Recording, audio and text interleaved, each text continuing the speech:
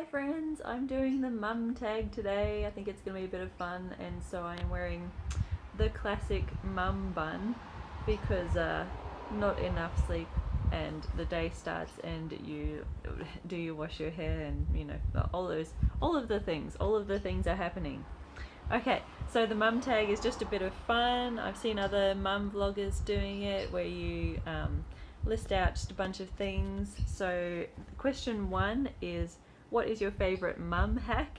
Mine is to save the wrapping paper anytime Zoe gets given a gift, or I get given a gift, which is rarer.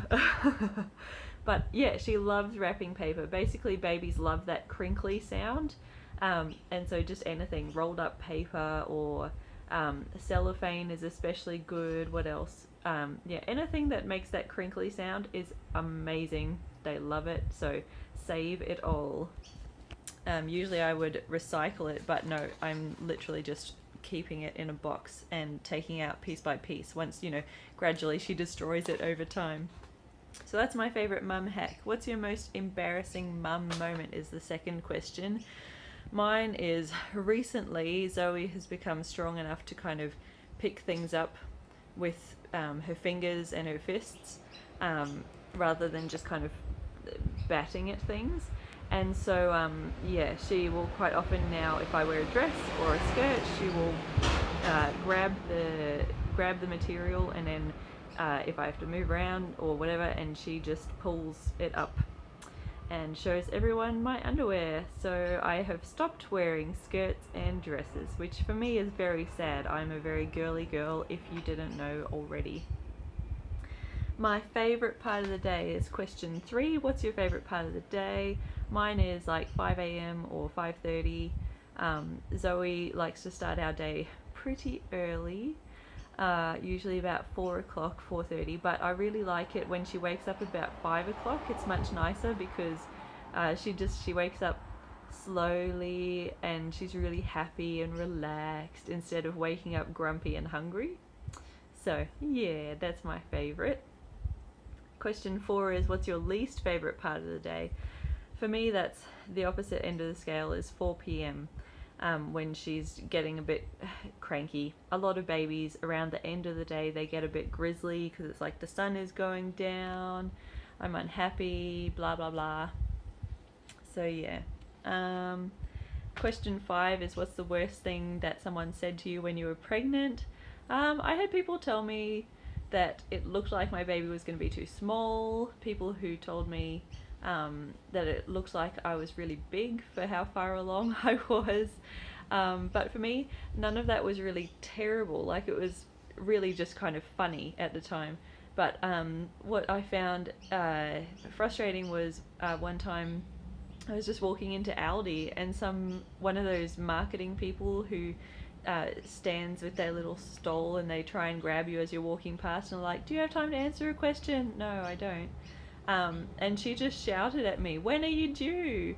I was like, okay, total stranger. First of all, you don't deserve to know. Second of all, why are you shouting at me in the street just because I'm pregnant?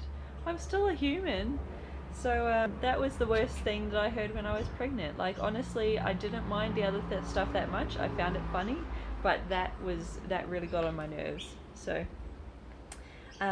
question 6 is, what are some baby names that you liked that your partner disagreed on? So I liked Nathaniel, or Nate for short. I thought that would be really lovely, but Tim didn't really like that. And then some of the girl names, we actually didn't disagree too much on girl names, because most girl names are really pretty. But some of the ones that I really considered that we didn't end up using were Charlotte, Grace, Ruth, Naomi, and Jocelyn.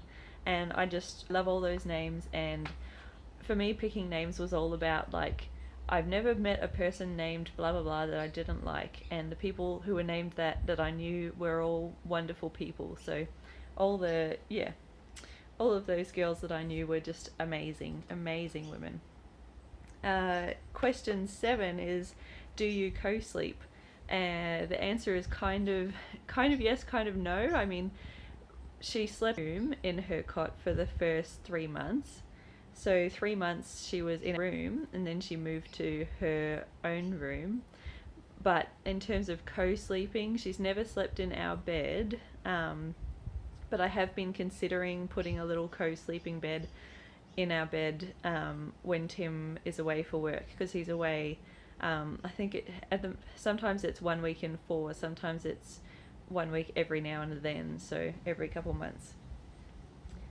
What's a baby product that you bought but didn't use? Newborn clothes, and that was because she was a fairly big baby. And breast pads, because we didn't end up breastfeeding. 3 hospital bag must-haves. Bring way more pads than you think you need. Bring 0 to 3 month clothes instead of newborn clothes. I don't know what we were thinking. And lots of clothes for yourself, because you don't know how long you're going to be in hospital. You really don't. You just don't know how it's going to go.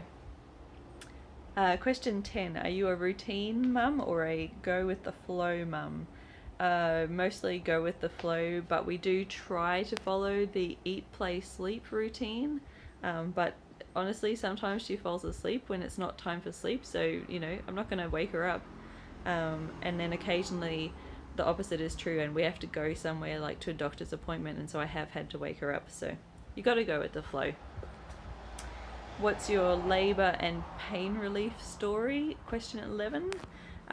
We managed to avoid induction by doing 3 rounds of acupuncture really close together. That was fantastic. I would recommend that to anyone. And in terms of pain relief, my epidural ran out of juice. So that was great. Have you ever been mum shamed is question 12. No, I haven't. Isn't that wonderful? Nobody should really be mum shamed. That sucks. Okay, question 13. We're nearly at the end. What are the biggest challenges so far? Definitely sleep deprivation. It's impossible to be the best version of yourself when you have not had enough sleep. Honestly, I try so hard, but some days are rubbish. And the other thing would be health problems. Zoe's 4 months old, and I've still got some ongoing health problems that we're treating. So yeah, that was a challenge. Best advice you'd give to other mums? Question 15. The best advice I would give any mum is to have especially when they're young, have a nap at the start of their nap, because you don't know how long they're actually going to sleep for. So if you try and get stuff done and then try and have a little nap, you'll probably miss out, because they will wake up before you're actually had any rest. So that would suck. And then, who's your mum crush or role model? I will just list a few here, and then I'm going to list the rest down below in the description box. So just go and read that, because they're all amazing, amazing YouTubers. I would 100% recommend them. My favourites, really quickly: Emily Norris, Natalie, Bennett, Mama Natural, I've talked about her before, and Andi Andrew, and Francina Simone, a fellow writer. So if you're into books and writing, she's great fun. And It's Just Kelly for sustainability, and yeah, she reviews a lot of menstrual products and is really interesting. Good fun. Cool. So that's the mum tag. I hope you enjoyed it. Feel free to do your own if you're a mum vlogger, and comment down below if you post it so I can go watch yours. That'd be fun. Okay, talk to you guys later. Bye.